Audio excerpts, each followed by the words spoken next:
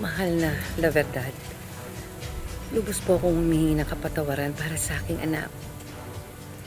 Alam mong palaging may puwang ang pagpapatawad sa akin. Ang walang puwang, ang kasamaan. Mas lalo mong kailangang hikayating umanib sa atin ang panganay mo. Kailangan din nating gawin ang ritual para sa bunso mo bago tuluyang angkinin ng demonyo ang kanyang katawan. Ipainom mo ito sa kanila.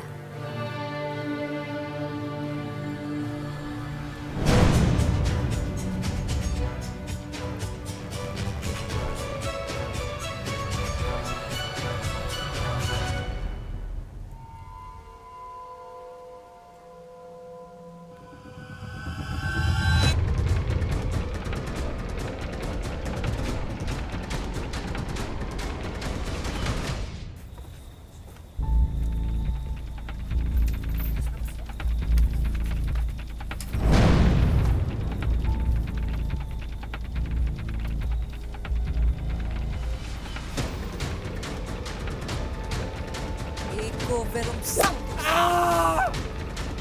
Altum Exquisitus! Altum Exquisitus! Ego Sumifac! Ate mo kayo! Sugutus de Dios!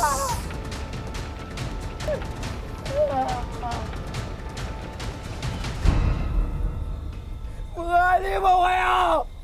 Ikaw mismo ang nagluwal sa kanya. Kaya ikaw may kakayahang tuluyang paalisin ang 3 demonyo na sumanib sa katawan ng bata na yan.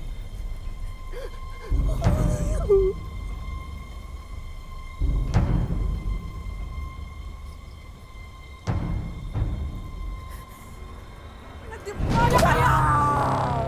Umalis kayo dyan sa katawan ng anak ko! Palayain niyo siya! Patahimikin niyo ang anak ko! Palayain niyo! Palayain niyo! Palayain niyo! Mga demonyo kayo! Mga demonyo! Ano ba naman kayo? Ano ba kayo lahat? Sinasaktan niyo yung walang kalaban-laban kong kapatid! May sakit siya sa utak! Hindi siya demonyo! Hindi relihiyon o paniniwala ang sukatan ng isang mabuting tao. Ma, ito, puso. Kaya mo ba mamatay ang anak mo sa sarili mong kamay? Ha? Wala kasing samang ina! Nagniya ka! Si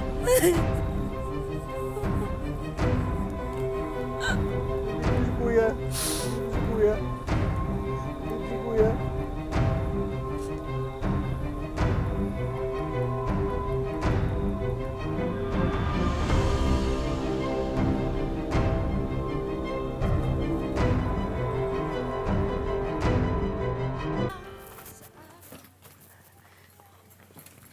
Anak, Ma, huwag ka nang umalis.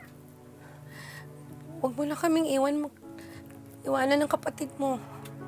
hindi ko iiwan si Ian, Ma. Isasama ko si Ian. Tsaka pagbabayarin ko yung sa La Verdad sa pananakit na ginawa niya kay Ian. Magpa-file ako ng kaso laban sa kanya. Kaya sumama ka na sa amin, Ma. At magsimula tayo ng bagong buhay, parang awa mo na. Tingnan mo yung tsura mo, oh. Ma, magbalik loob ka na sa Panginoon. Hindi pa huli ang lahat. Wala akong nararamdaman. Ma, kaya wala kayong maramdaman. Kasi wala kayong pananampalataya sa puso. Pamilya ka namin eh. Kailangan ka ng mga anak mo. Mama ka sa amin, Ma.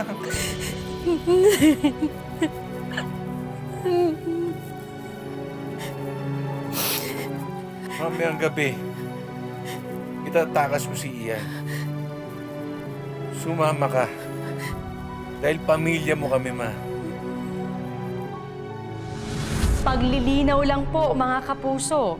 Hindi namin sinasabing masama ang lahat na nagsasagawa ng tradisyonal na paggagamot. Gaya na lang ng mga albularyo, hilot, faith healer at babaylan.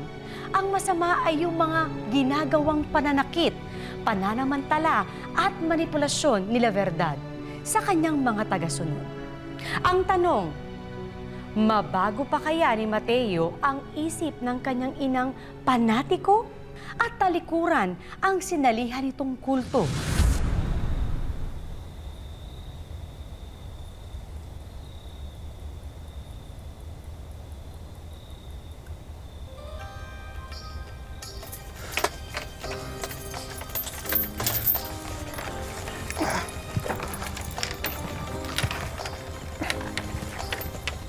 Ian, nandito na si Kuya. Itatakas na kita. Kaya mo yan.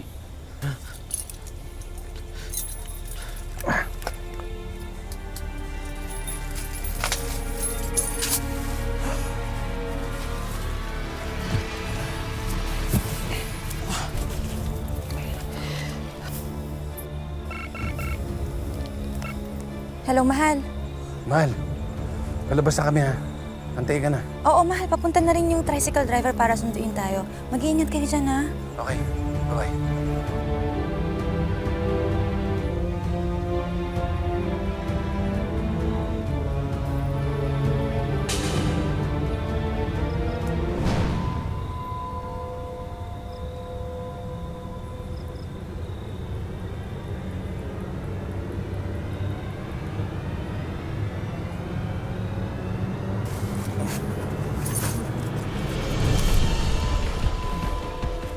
Oh, Ma!